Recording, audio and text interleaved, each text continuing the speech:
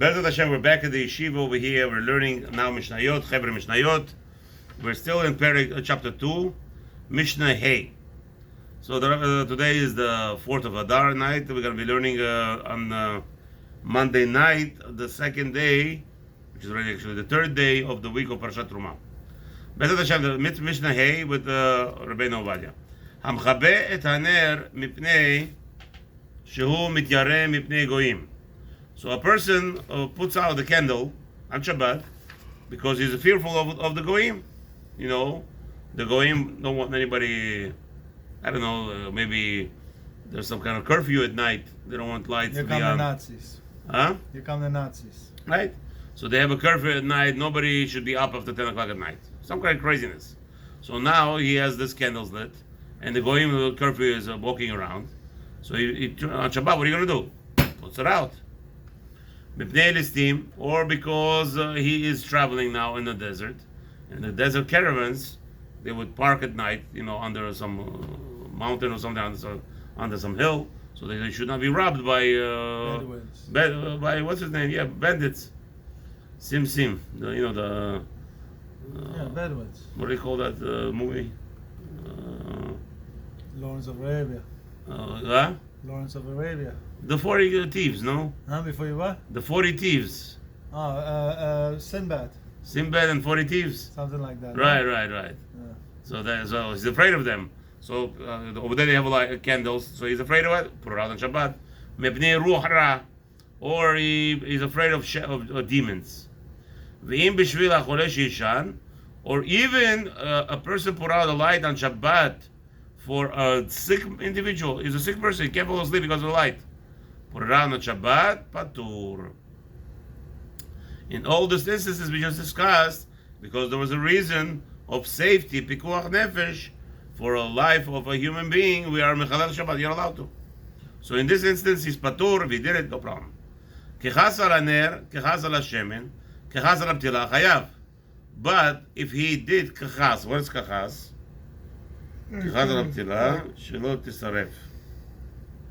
But if he had, while he was putting out, he was worried about the nair, the wax of the candle burning, or he was worried about the oil burning out, or he didn't want the ptila, the little twig that's inside there to burn out.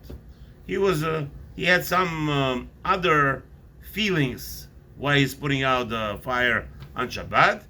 In this instance, he has to bring a korban of chatat. Hayav. ורבי יוסי פוטר בכולן חוץ מן הפתילה, מפני שהוא עושה פחם. Now, however, Rabbi Yossi says, I don't care. He had a real reason, all those real reasons that he wants to put out the fire, right? Even though he has now a little mixture of something that other feeling, personal gain, he says, we don't care. If it's Satan, whatever it is, or wax, he cares about oil, except for one thing. If he is really concerned about the twig, that he should have it last longer, that's why he put it out on Shabbat. In that case, Rabbi Yossi says also he will be chayav. Again, it's not that it's only that because of those elements he puts out the fire. It's still including the original reasoning. Okay, let's see. This is the Mishnah. Let's see what Rabbeinu Ovadia says. מפני עובדי כוכבים כגון פרסיים שאין מניחין להדליק אור ביום עדה אלא בבית עבודת כוכבים שלהם. So now, Rabbeinu Ovadia says, forget about the Nazis. He's talking about in the Persian Empire, they had a rule. The rule was, the night of their holiday, the only building that was allowed to be light up was the idols building. Anybody who has a light in their house, they will be killed. That fire worshipping. Right. Whatever it was, that's the only thing. That's the Persians. Okay, Mibnei team.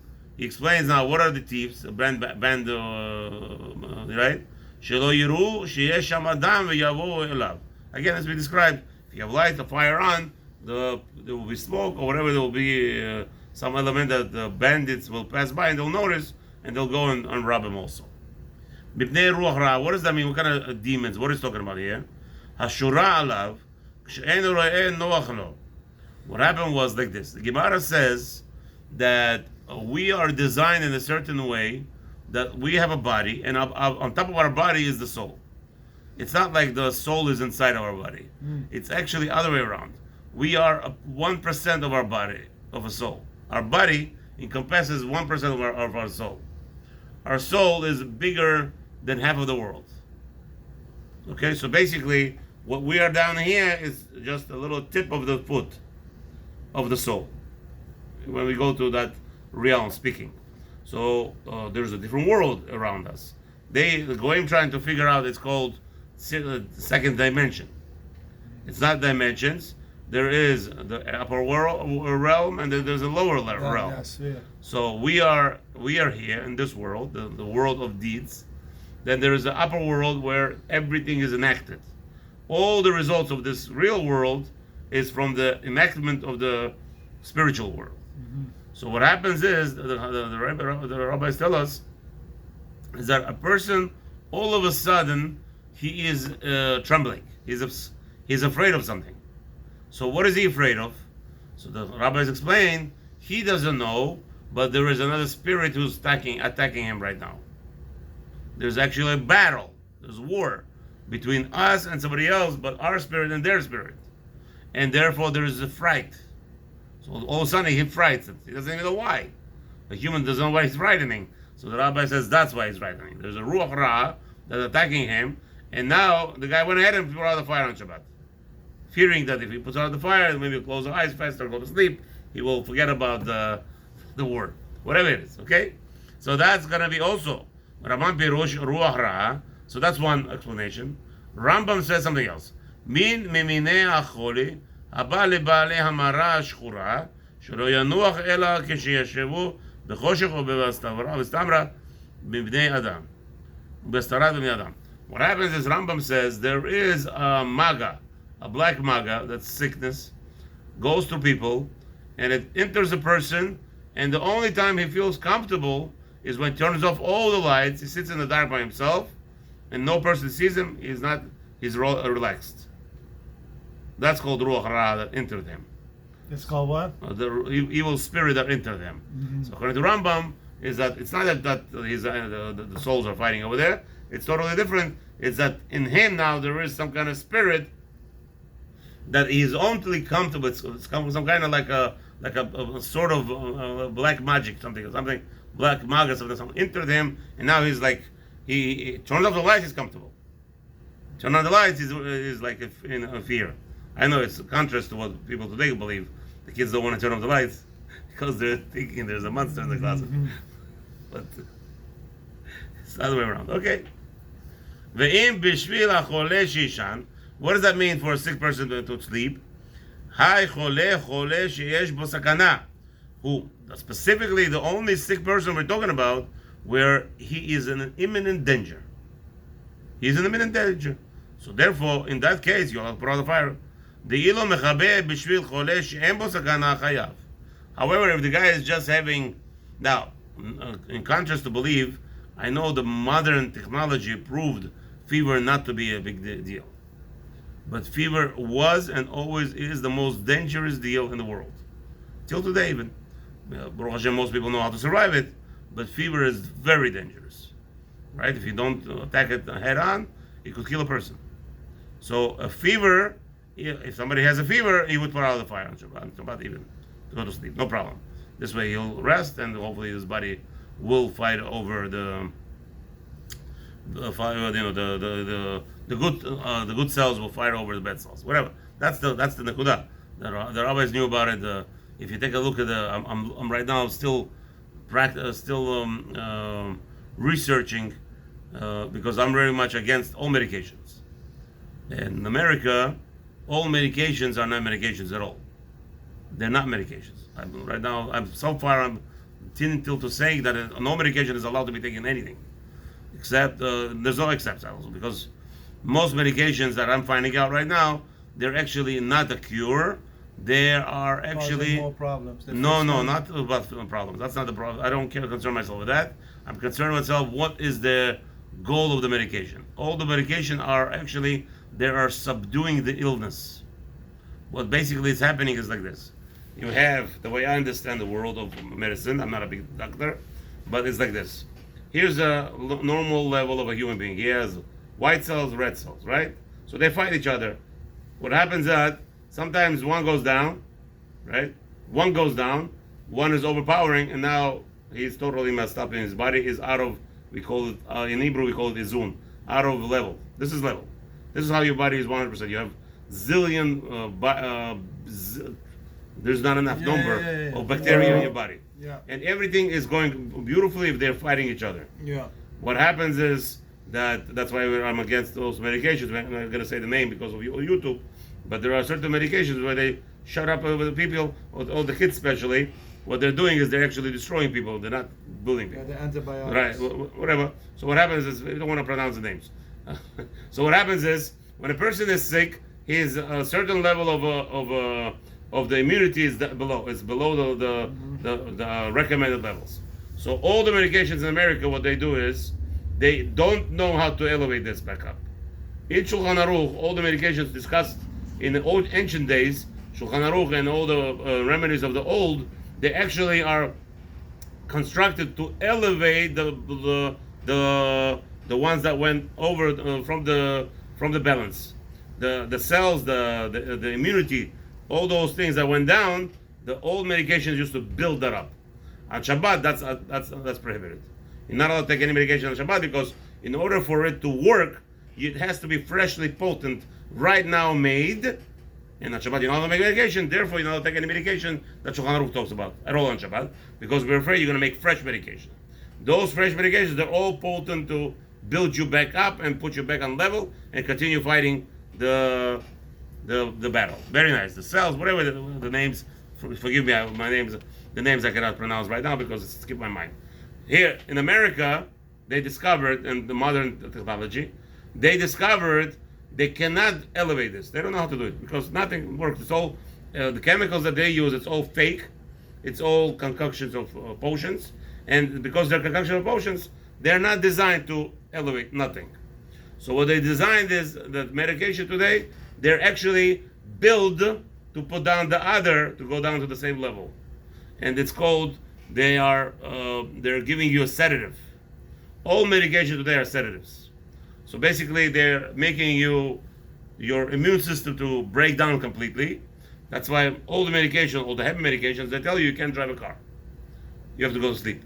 If you better take it at night. You can't operate a vehicle. All the medication come with this warning because you're drowsy, you're dizziness, right? So why is that? Because they instead of elevating the downed cells, they're actually breaking down the other side. And what's the chokhmah? The chokhmah is, it's actually a gamble. It's a gamble. What's the gamble here? This is what the halakha says. Mishnah says that when a person sleeps, it's the best remedy in the world. The body is designed to heal itself. Our body is designed to heal itself. And when a person sleeps, actually it's restructured itself. So that's why the halakha says, on Shabbat you'll put out the fire. We want you to sleep.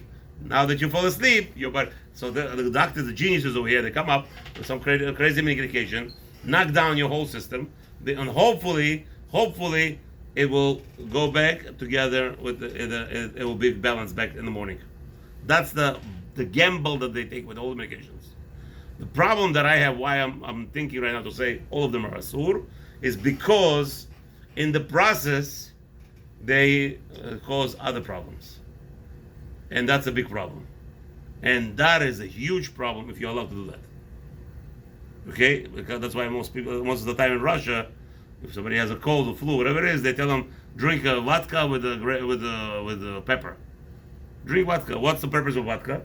To knock you down, to make you dizzy, go to sleep. Vodka doesn't have any other elements. Makes you drowsy. That's the whole point. You drink a vodka. The good thing about a vodka is it's not going to kill you everything else in the world. Unless you do a lot of it, obviously. Everything of a lot is no good. But these medications are so potent and they're so strong, they could kill everything in the body just to heal one thing. That's why I'm right now. Also, does bacterial curing when they give you a shot of whiskey or something? You do kill bacteria. That's a different story. That doesn't go into the bloodstream. That's a different story. Nothing. It has to go into the bloodstream, and in order to act. So all this Right now, I'm still in the middle of learning more about these details. But according to halacha, I believe so far I'm in a strong When belief. you turn it off, I'm going to talk to you a little more about I'm in a strong belief, according to halacha, all the medications in America are asur. Besides, there's another element, which is that most medications in America are made a mixture of meat and milk. That's another very important component in all the medications in America, that they have this component in milk and meat. And I believe the reason why is because that's how Jews today are a little bit sick in their minds. I'm talking about Orthodox rabbis. Looks like they're learning, they're becoming Chamim, maybe even Haredi, but they're sick in their minds because their mind is it's mixed up. They take medications that have milk and meat mixed together, which is a big problem. If you take a look at Rambam, the poor person gets totally, it's not allowed. And even to save a life, you're not allowed to do that. 4 things according to Rambam you're not allowed to do to save a life. Is to kill a person to save a life, not allowed. To have relations with a girl that he's not allowed to have. Even talking is not allowed to save a person's life. And Avodah Zarah, you cannot do idol worship. And the Rambam adds, you're not allowed to serve another person's life by feeding him milk and milk. Even by giving him a shot that has milk and meat is also prohibited, even though it's not to the mouth. Because of the element of Avodah Zarah in it. And in Russia, that they had all soldier uniforms were made shatnez, mixture of wool and linen. It was law. All their hats, Russians, you know those furry hats, they're all shatnez. That was the design. It was done by a design specifically to fool all the Jews, to make them a little bit of the Torah. The only way you could catch a Jew is by giving him a little bit of the derech, little bit, and becomes completely out. You cannot tell a Jew right away to do something. As you see throughout the whole history, the Goyim understood that we could catch the Jews only through sweetness. And they're doing it. In America, here, it's all sweet. Everything's allowed. Do whatever you want. Practice your religion, no problem. We'll give you whatever you want. We'll even give you tax exemptions. Give you everything. But take our medication. As long as you take our medication, we got you. And today you have over 80% of the Jews in America completely off. And the Orthodox Jews are even worse because they like, you talk to a guy, it's like you're talking to, hello, here's Shulchan Aruch, this is what it says. He doesn't even understand what you're saying. But you're learning it. He's learning it. No, it doesn't really mean that. He'll find you any excuse. Why? Because he's drinking medication that has milk and meat together. I'm talking about Tylenol even. They're going crazy with medications here. So so I said that in America they couldn't force everybody to wear same clothes.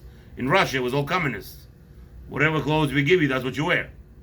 Over here, they cannot force you that. So they found a way to give you fake medications to get Jews off the Hashem's route. Anyway, now, this is the medications. But so this is talking about a fever even. But if it's, let's say a person cut his finger, it's not a real sickness. It's a little bit infected. Okay, so put on a little bit. He's not going to die from it. This is what I'm talking about. Only if a person's the current sickness that he has, he's gonna die from it. If the finger cut went so bad, okay, that's a different story. But regular on Shabbat he cut himself. Usually infection takes 3-4 days to notice if it's gonna a person die from the infection or not. It's not so a little cut. So that you're not gonna be B'chal Shabbat. Lemaisa the Sabarai, the Melacha she'ener tzricha ligufa chayav alea. So really, the putting out a fire on Shabbat is prohibited. So he's not doing anything that's really needed. וכן מפני עובדי כוכבים, מפני נסתים בנר הוראה, כולו עיד בהו סכנה. So in any place where there is a real imminent danger, then you're allowed to put out a fire. If it's not, then not. ובדין הוא, דלתני מותר, אלא משום דבעי למיתני, סייפה חייב תנא רשע פטור. Really, there's not even a question here. But why did we even brought it up? The reason we brought it up is because we wanted to tell you that if he has personal feelings for whatever is Mechalel Shabbat, like in the cases of 3 other things that he worried about, the wax, he's worried about oil, he's worried about the string. If he is worried about those things, that will be asur. That's what the Tana wanted to teach you. That's what. So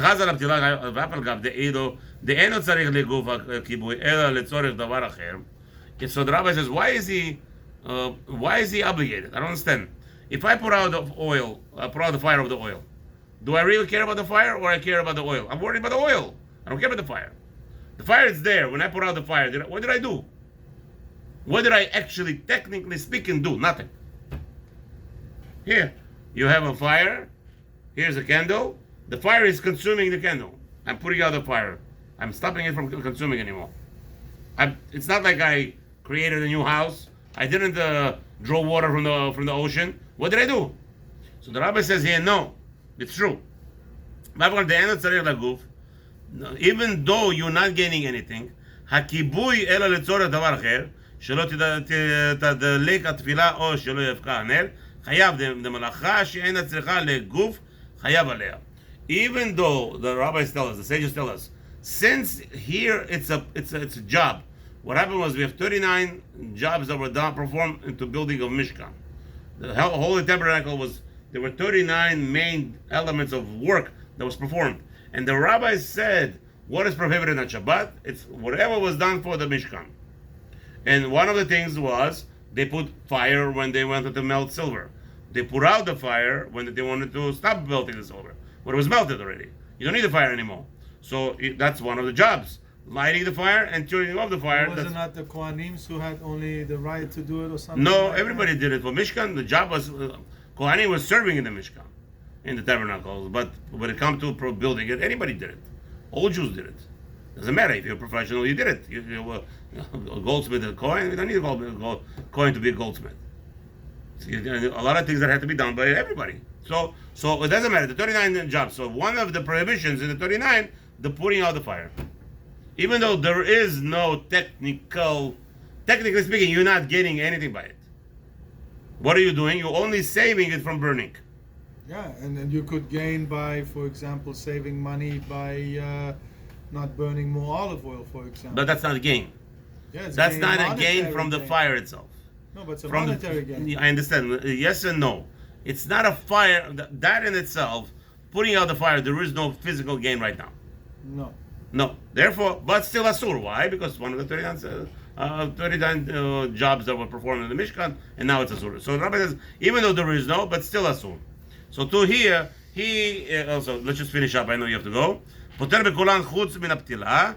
Why? Rabbi Yossi says everything will be permitted, except if the person was really concerned about the string. He was concerned about the string. שאין לך כיבוי הצריך לגופו, אלא כיבוי של פחמים, וכיבוי של בהוא בפתילה, שעושה הכיבוי להכריז האור מהר כשירצה להדליקו. What he wants is here. In reality, why would he? The Rabbi Yosef says there is a reason why he puts out the oil, but he puts out the fire here. Why? Because the string right now he needs it. What happens when he puts out the fire? He has the ash. Ash is usable. You could make right with it.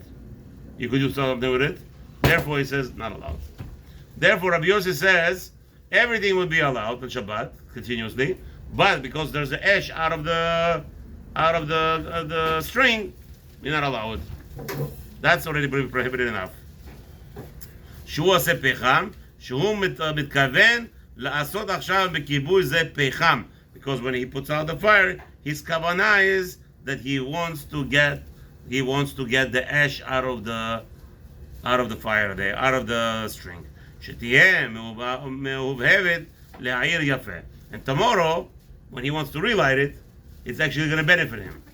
The black of the string lights faster than trying to light the fresh fire on the string, and therefore says the rabbi, this is the reason why we're going to have to give you a prohibition. Baruch Adonai Le'olam, amen. I mean, you're coming tomorrow, you're going to have to put up a sign, habibi. How's that? Yeah, B'ezrat Hashem.